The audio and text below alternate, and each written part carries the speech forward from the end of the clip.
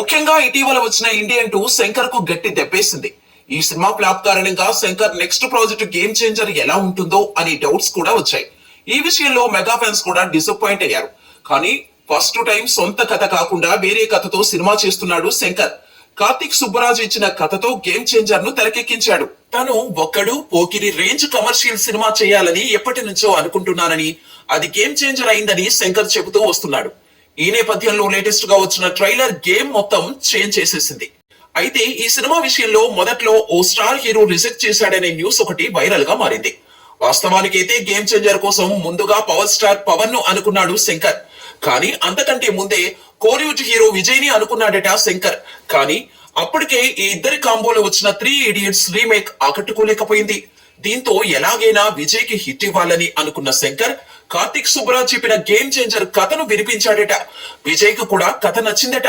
కానీ ఎందుకో వర్కౌట్ కాలేదని టాక్.